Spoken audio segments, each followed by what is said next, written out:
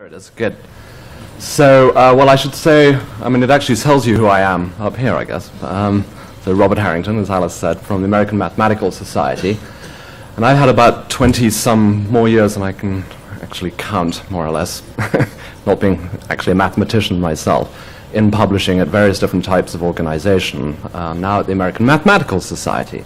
And I'm responsible for the publishing that we do at the American Mathematical Society, which comprises books. We have 3,000 books in print, about a front list of around 80 books a year. We have quite a number of journals. We also have out in Ann Arbor, so we're based in Providence, and we also have out in Ann Arbor something called Mathematical Reviews, and MathSciNet, which is a discovery service for mathematicians, and that's a whole nother product. So we're in the midst of thinking about our future in terms of all of those products.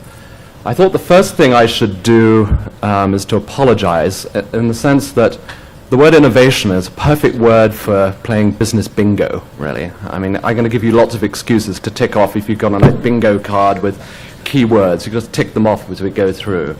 And you'll see the word innovation pop up from time to time. And it would be nice to actually come up with a different word for innovation, but I couldn't really do it. I thought, well, Heffalump doesn't do it. And then I thought, well, Viagra definitely doesn't do it. I just couldn't think of a good word to actually use in terms instead of innovation. But and sometimes it gets a little tiring just repeating the word innovation. You have to really do it, and talking about it is part of it, but doing it is the real thing. So, how do I do this? Oh, here we go. All right. So this is the agenda. I'll be hopefully brief. But we're going to talk a little bit about why we want to innovate in the first place. The difference between innovation and invention. I just thought it was interesting to think about that for a minute. And is there a difference? And I've got a couple of examples there that I think illustrate that there is a difference of sorts. I'm going to give you also a sense of the different types of models that there are, at least two of the models that there are in thinking about how to be an innovator as a business, whether you're a startup company in the venture capital mode, or in fact a society, which is where I come from. And then a little bit about how you can actually think about encouraging your employees, your workforce, your publishing staff across all different types of role to be innovators themselves. And I'm not quite sure why I put getting stuff done at the end, but it seemed like the right thing to put down at the time. So why innovate? Well, competitors abound, and you can look to biology to a certain extent to think about the fact that it's the fittest that survive. And in business, of course, we have a sort of strategic layer over biology in business, and we can affect the rate in which we can come up with a unique advantage, a competitive advantage. But it's that competitive advantage that actually helps us stand out and think, allow us to sort of really compete against those who are in our space. Whether you be a society, in which case you may be just because you're mission-driven, thinking more collaboratively, or whether you're in a for-profit space, just having that unique advantage, something that really helps you stand out and helps you go to the next level of product and process as well, is very important. So that's really it's just all about competition.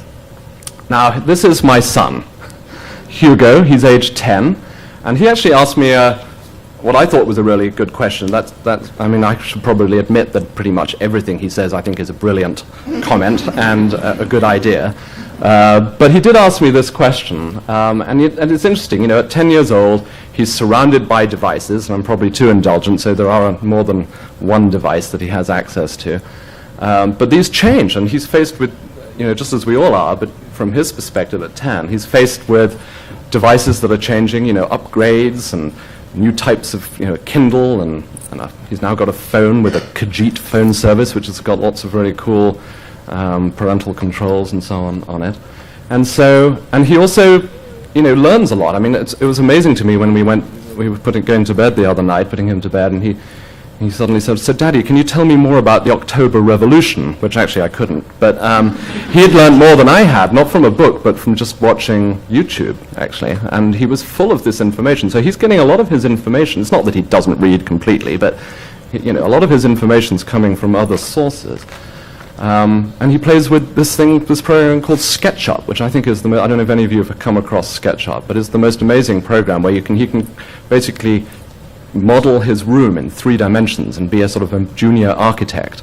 And here he is learning about the world through software and through his devices. So I'm going to play you the question that he asked me, if I can do this. Oh no, I can't. Oh dear. How do I do this?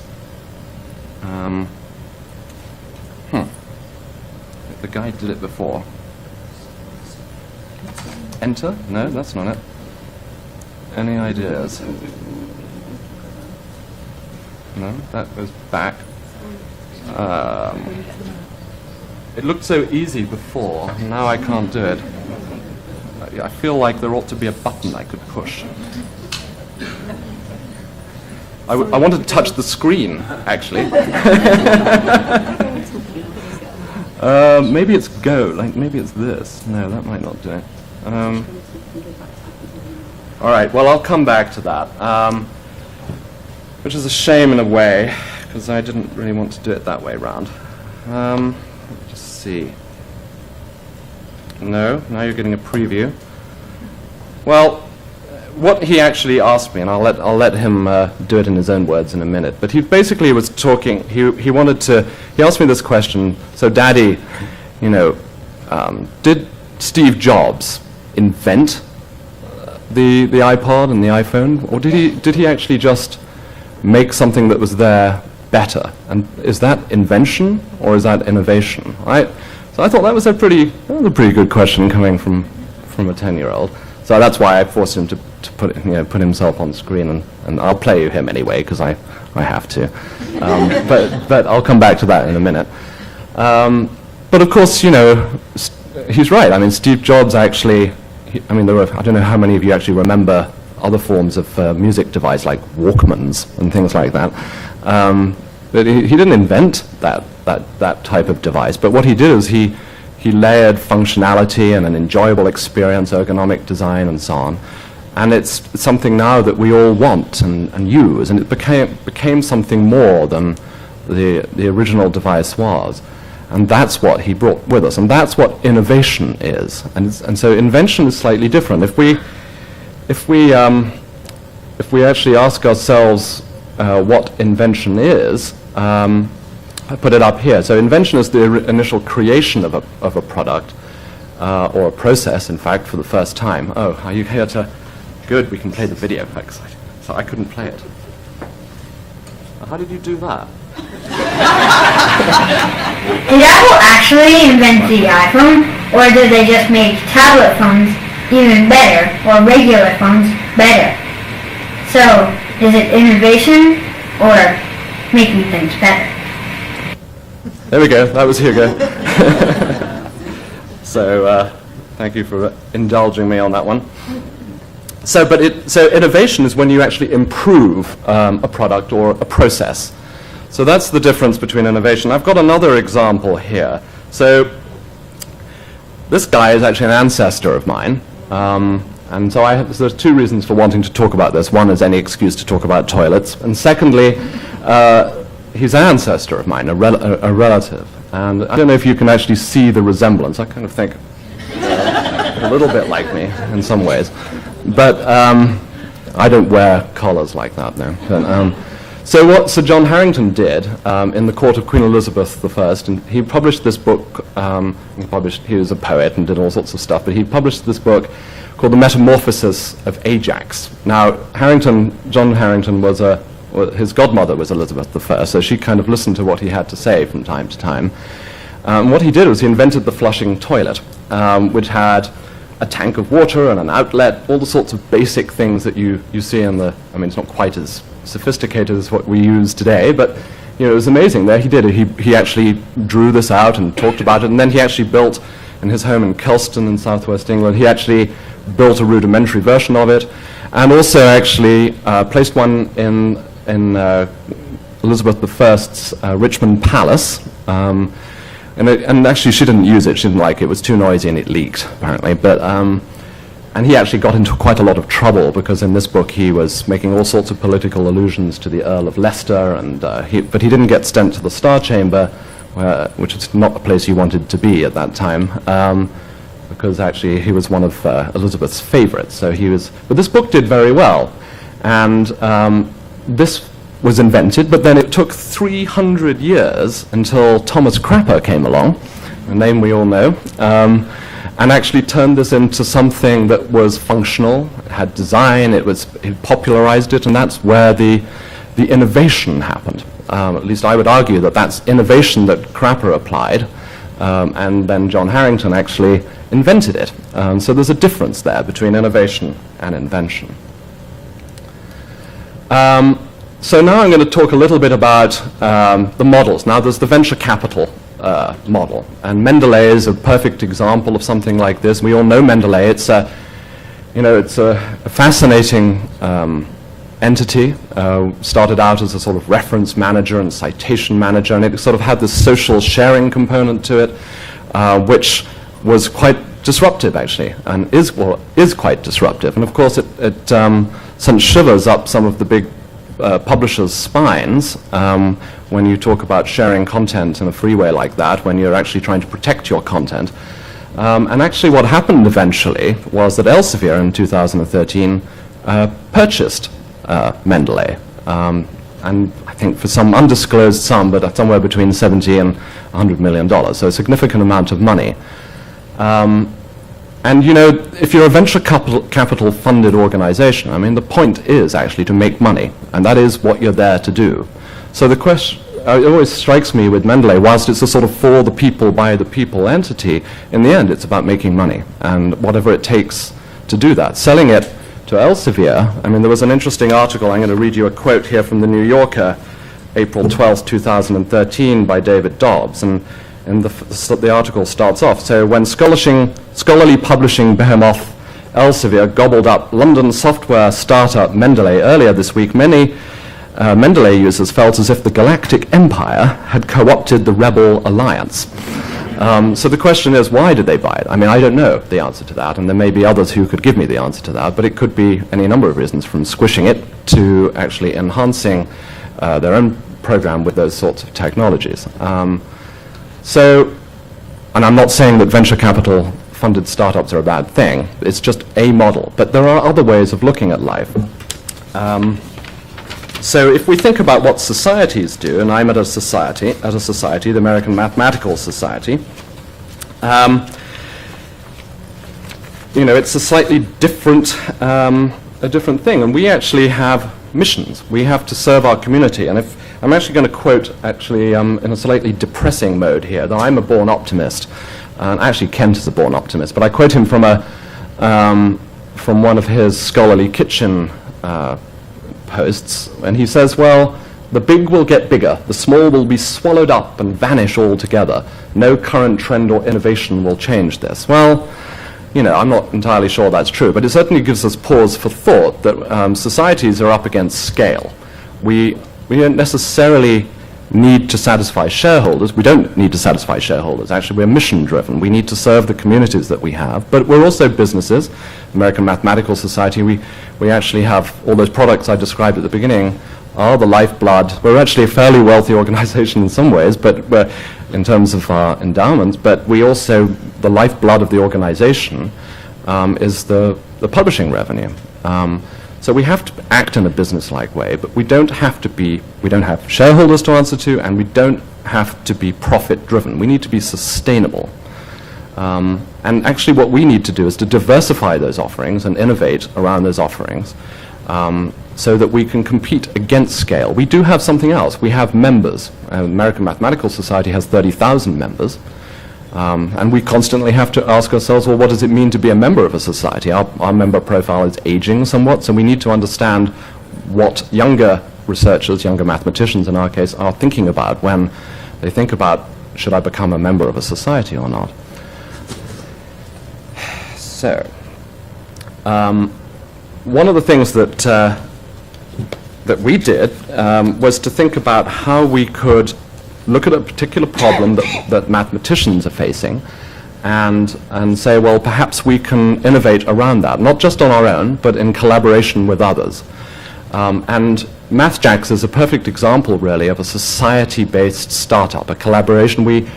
AMS was involved in funding this, along with the Society of Industrial and Applied Mathematics and Design Science, and we now have support from the partners that you see up there, AIP, IEEE, Cengage, Elsevier, and so on, with further support from others, as you see them listed there, Outupon, Highwire, TNF, etc., etc. So there's a lot of interest in this. So why? Well, Mathjax is an attempt, really, to sort of provide an elegant solution to what mathematicians do in their daily life. I mean, mathematicians write in LaTeX, and LaTeX is universally accepted by mathematicians as a sort of the language of mathematics.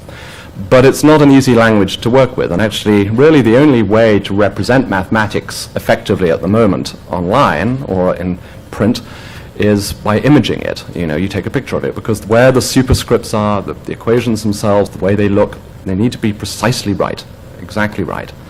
And so, well, that's all very well, but you also, so PDFs are fine, but you also would like to be able to reflow that mathematics. If you're looking at your iPad and turning it one way and then another, you'd like that mathematics to reflow. So Mathjax actually does that. It renders math, or maths, as I say in England. I get into trouble for that at the American Mathematical Society, but I'm going to say maths. It renders maths online and makes it into a beautiful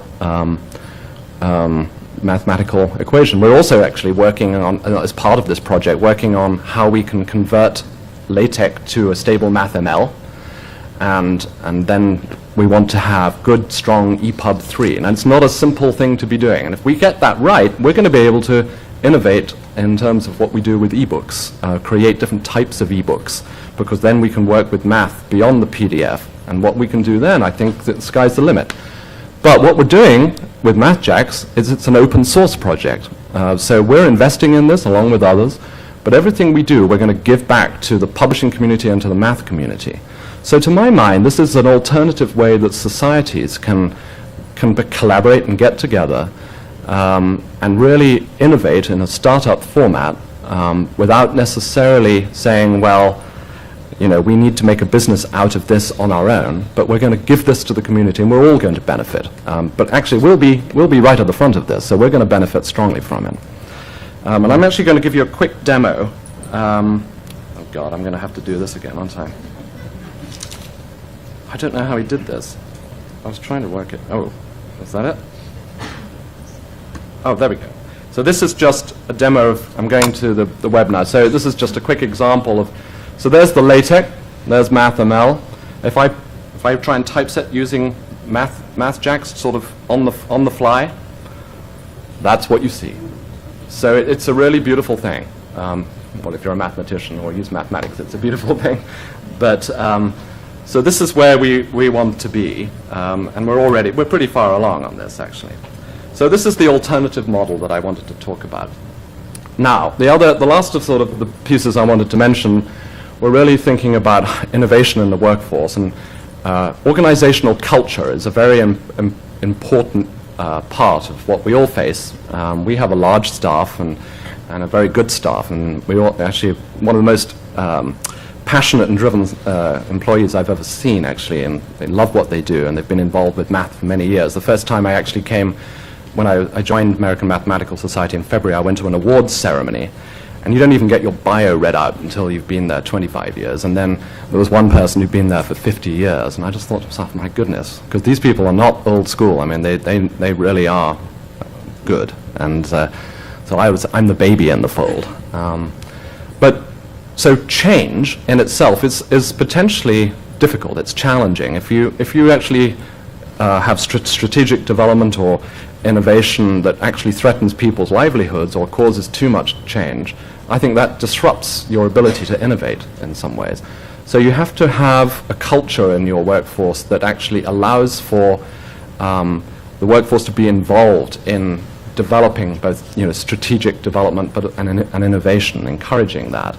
And really it's about bringing out the ability of individuals to contribute and allowing them then, those projects to be implemented, and having a culture where failing is okay. I mean, I think this is something we hear a lot about innovation, but it really is true that if you actually fail, it's not a bad thing. And it's not a bad thing to actually give your idea and actually to be discussed and say, well, actually, no, that's not good. Or perhaps you do it this way and it'll be really good.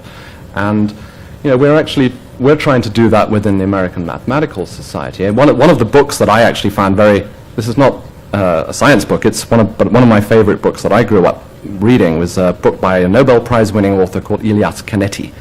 Austrian, he got a Nobel Prize for a novel called Auto da Fe, but this book's called Crowds and Power, and it talks about the interaction between the individual and groups, and how individuals behave separate and within large groups. And I think it's sort of relevant. It certainly informs the way that I think about things, and it's sort of relevant to the idea of how do you encourage individual ability within a group setting.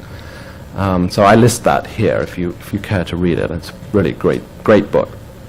And within the American Mathematical Society, we've actually done this, or started to do this, by saying, well, we're not going to set strategy and thinking about innovation from the top. We're going to set themes. So we have a strategy group. We call it, I was desperate in my first year to think of an acronym we could use. So it's the Publication Strategy Group, the PSG group. But that's group of editorial, marketing, and finance and others. That group we decided to set themes that we all found were important themes. And then we're setting up project groups that are involving employees in production, in marketing and sales, wherever they may be, to say, what do you think, what ideas do you have for, and projects you think that we should be embarking on, that we can then potentially implement. And that way, we're not saying, well, I've got a cunning plan, do it. We're saying we've got themes. Now we come up with the plan together. And I just think it creates a different mentality around what we do in innovation and strategy development than just basically saying, here's the plan. And we've already got a few ideas coming forward. One of the production, I can't really tell you what it is, but one of the production editors came up with a really interesting thought, and other people took it, and I looked at it, and it's like, okay, let's write this up, and we'll probably do this particular exercise. So I think I'm being looked at. So the only other thing was I felt like being nice to Kent. So I wanted to quote his article again here, a recent one from the Kitchen, a report from Inside Innovation. And what his message is, really, if you do have ideas, just listen to your critics. Don't be afraid to tweak. Don't be afraid to be told it's a bad idea, actually. There's nothing wrong with that. And always test. And there's another article at the bottom here which I read from the New York Times from last year, which really was just getting at, innovating is great, but at a certain point you have to stop doing the innovating and actually do something. And you don't want to get too carried away. You want to have the sort of right balance between innovation and implementation. So I think with that, I don't know if I've got any other slides. No, it's the end. I don't know. I'll be doing questions at the end. Okay, sorry if I went on too long. Okay.